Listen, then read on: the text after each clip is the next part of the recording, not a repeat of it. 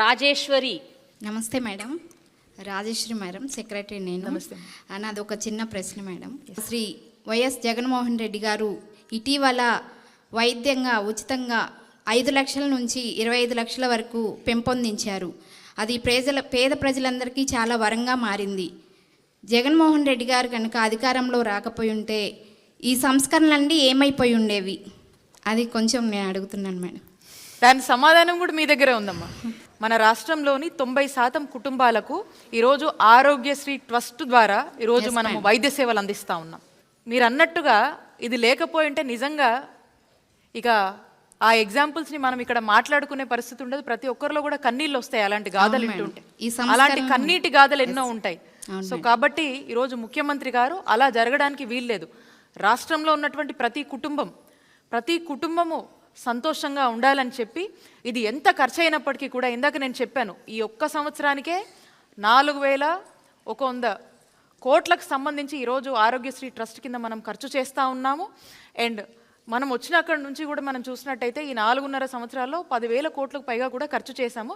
ఈరోజు మనం పెంచినటువంటి ఆరోగ్యశ్రీ పరిధి కావచ్చు, ఏదైతే 5 లక్షల నుంచి 25 లక్షలు పెంచామో, ప్రతి ఒక్కరికి ఒక గుండె ధైర్యాన్ని, ఒక నమ్మకాన్ని, ఒక భరోసాని ఎంత పెద్ద ఎత్తున ఇచ్చిందో మీ మాటలు విన్నటువంటి ప్రతి ఒక్కరి మాటల్లో ముఖ్యమంత్రి గారు చేస్తున్న పనుల్లో స్పష్టంగా అర్థమవుతుంది. Yes madam. ఇప్పుడు 17 మెడికల్ కాలేజీలు పెట్టాలి అన్న ఏదైతే మీరు ఇనిషియేట్ చేశారో, ఈ 5 ఏళ్లలో కేవలం 5 మెడికల్ కాలేజీలు వచ్చాయి. డిలేస్ బాగా జరుగుతున్నాయి. ఏదైతే ప్రామిస్ చేశారో అది చేయలేకపోతున్నారు అన్న ఈ అలిగేషన్ మీరు, దీని గురించి మీరు ఏమంటారు? వై సో మచ్ డిలే అంటే? ఈ 4.5 years ముఖ్యమంత్రి గారి పాలనలో 5 కాలేజీలు ఆల్రెడీ మనం ప్రారంభించాం. ఇంకా కోవిడ్ లాంటి ఫ్యాక్టర్స్లో మనం ఇబ్బంది పడినప్పటికి కూడా ఆల్రెడీ మనము ఈ 5ని మనం ప్రారంభించుకోవడం జరిగింది ఫేజ్డ్ మేనర్లో. అంటే నెక్స్ట్ ఇయర్కి వచ్చేసి ఇంకొక 5 కాలేజ్ని మనం ప్రారంభించుకోబోతున్నాం. ఆ నెక్స్ట్ ఇయర్కి వచ్చేసి మనము రెస్ట్ ఆఫ్ ద కాలేజ్ని మనం ప్లాన్ చేసుకోబోతున్నాం. అంటే ఆలోచన చేయండి, ఒక ఫేజ్డ్ మేనర్లో మనం ప్రాపర్గా ప్లాన్ చేసుకొని వెళ్తున్నాం. So, but the goal will be achieved, that 17 colleges. Definitely. We have already achieved 5 government medical colleges and we are yet to achieve and we are in process.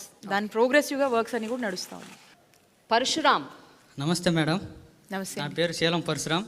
మాది పాములాం గ్రామం, తోటలవల్లూరు మండలం, కృష్ణా జిల్లా మేడం. మాది వ్యవసాయ కుటుంబం మేడం. నేను వ్యవసాయం చేస్తూ జీవిస్తాను మేడం. నాకు కిడ్నీలు 2 ఫెయిల్యూర్ అయినాయి మేడం. నేను క్యాపిటల్ హాస్పిటల్లో ట్రీట్మెంట్ పొందుతున్నాను. 9 నెలలు డయాలసిస్ చేయించుకున్నాను మేడం. 9 నెలలు డయాలసిస్ మొత్తం ఆరోగ్యశ్రీలోనే ఉచితంగా జరిగింది మేడం.